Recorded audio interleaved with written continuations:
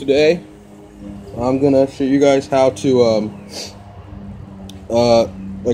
do a slight modification to either your cold steel Norse hawk or your Frontier hawk. It's all the same process, just different tomahawks. This is the one that I did yesterday.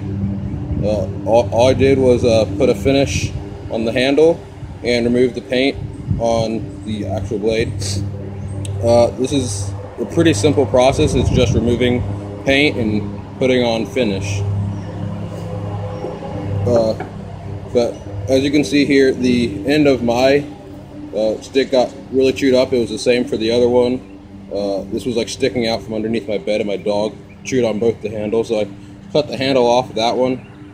So it is shorter now, and I actually like it for the way that one looks.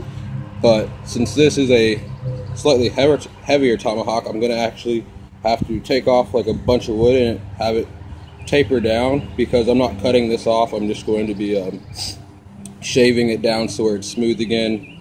But I'm gonna have to start to taper it off, because if it just immediately gets really small right here, you're gonna notice that too much.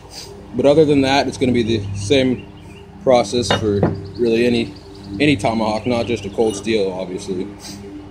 But if you give me 1 second.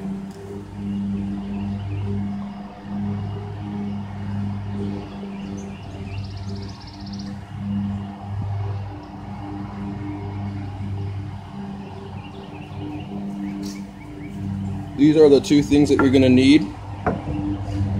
This is Minwax wood finish, and this is a espresso 273. It gives it this nice dark color.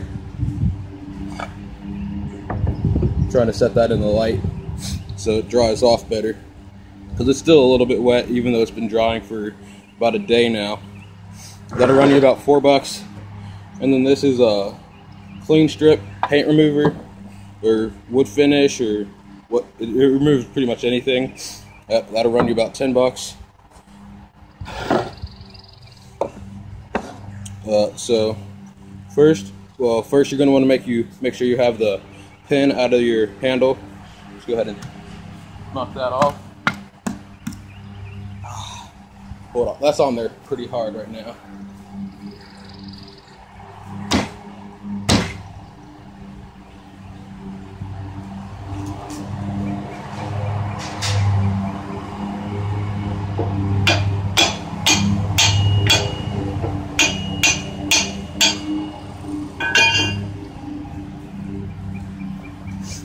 And another thing is, we're going to sand this whole thing down a little bit, because as you see, it's even though the hatchet is removed, or the head is removed, you're still scraping the handle up and down. When you get your new finish on there, you don't want that to keep scraping, because eventually you'll scrape the wood finish off.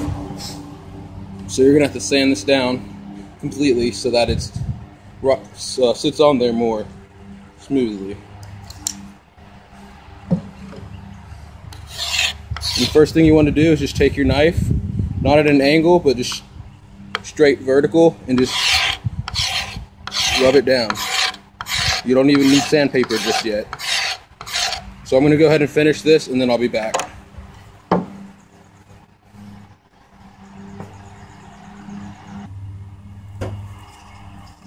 Now I use my knife to get rid of that shiny coating or finish on there. And you can see there's all this little fibery dust that came off. And once you're done scraping all that off, you want to go ahead and grab your sandpaper. Now the stuff I'm using, this is actually meant for like a power sander, but I like to fold it up, and it's really easy to use it like this. Plus this is a little bit rougher stuff, because I have to take off a little bit more wood than you normally would. But really, all you have to do is, I start by just going straight up and down, and then I'll start going in a circular motion. That circular motion seems to kind of make it a little bit smoother than just going up and down. And you just want to do this until you, well, first off, up here, you're going to want to really sand this part down. That way it slides down more smoothly without nicking the handle on its way down. so you don't ruin your new good stain on it.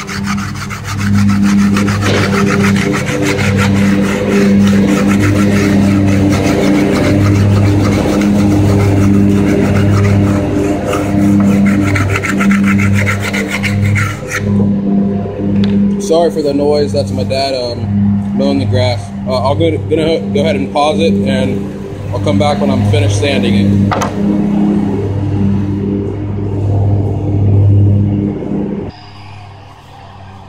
Alright, and now that it's been completely sanded down and it's nice and smooth, it should have kind of a soft feeling to it. And also you want to kind of run your hand down it and up it to make sure you don't feel any like bristly parts of it, because that means you need to go back and re-sand it a little bit. But now you're ready for your wood finish. Let's go ahead and pry it open here.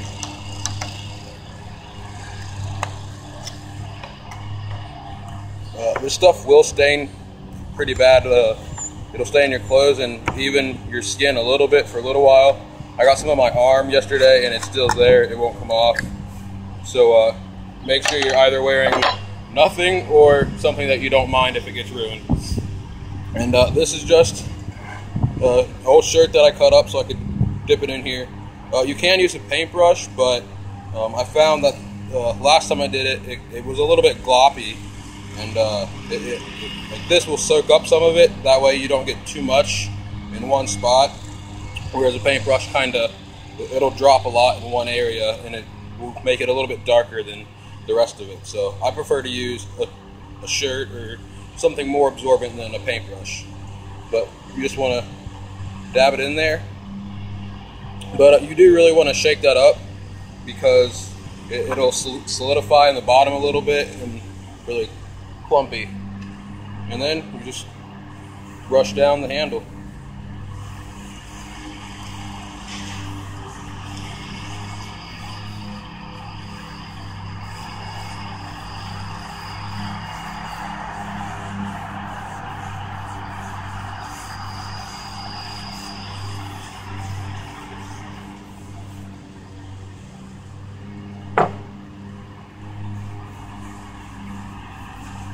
And this is just coat number one. You are probably going to have to do more than one coat. So don't be surprised if the first one comes off a little bit too bright.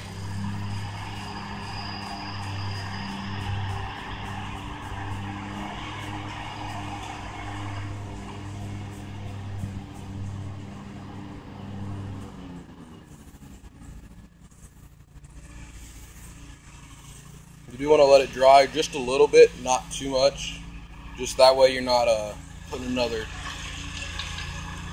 really thick coat on there. You don't want it to run anywhere. You want to make sure your surface is also clean, so you don't want anything sticking to it.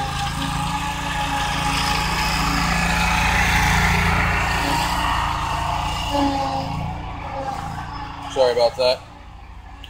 But also over here, we're going to let this dry for just like 2 minutes while we talk about this.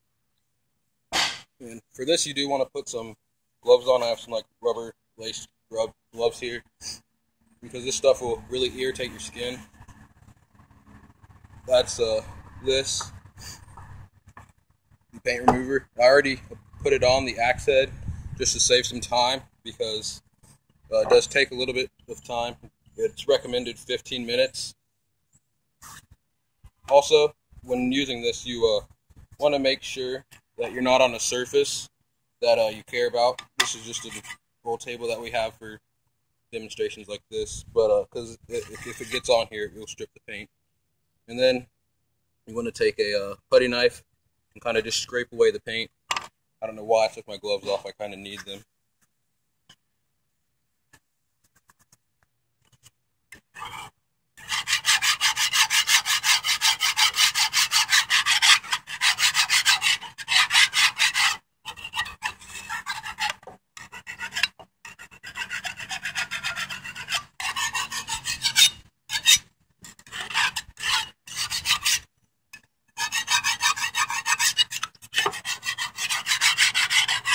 You may have to do one or more coatings of this stuff because the way this head is forged, there's little divots in there, so some of the paint will be recessed a little bit, so you have to scrape a little bit and maybe do an extra coating or two.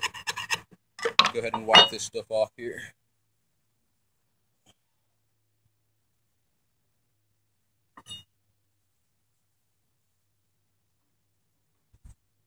Wipe off what I can real quick. So once you're completely done, it should look something like this, except you can see there's a few spots on here still in some places. So I'm going to go ahead and finish stripping this from the other side as well. You want to make sure you get the top and the edges all around. So I'll be right back, and I'll come back once this stuff is all done.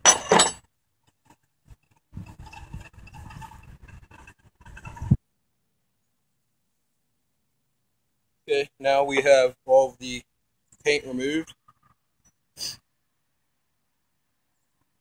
So the axe head is pretty much done. Some people like to reprofile the blade, but I'm not going to mess with that because I'm not too great at sharpening. But other than just removing the paint, there's nothing for me to do to the blade. But it looks much better this way, in my opinion. That black paint that comes on here just makes it look really. It diminishes the quality of the actual blade, because this is pretty high quality material. It's just regular 1095 steel, but that's pretty decent for most $30 blades. Hold on. I'm going to actually move the camera this time because you really want to resist the urge to do anything with the handle once it's finished, because you can leave fingerprints. You may not notice it, even if you pick it up just once. You may not notice it while it's drying, but once it's done drying, you'll see like the light fingerprint marks in the handle, and once you see that, you can't really do anything. So also resist the urge to actually put the axe head on. But yeah, that's pretty much it for removing the paint and adding a nice wood finish. You can see my other handle, or my other tomahawk, is drying right there. But yeah, I learned how to do this from another guy on YouTube, and he has a much better video. So I'll probably leave a link to his video in the description, just in case you guys had any other questions. He goes a little bit more in depth on how to do everything. I just kind of went over it all pretty quickly. But yeah, it's pretty simple, and it's really inexpensive to do this. So if you're looking to just remodel any of your tools, this is a great and kind of fun way to just get it out, do it, and not have to go buy a neat looking tomahawk. I've seen some made out of the same materials for about $80 to $100, when really this can be done for, well, if you get the tomahawk, that's $30, and then about $45 to do all this. So it's really inexpensive, and it's kind of fun to do. Hope you guys liked the video. Just rate, comment, and subscribe.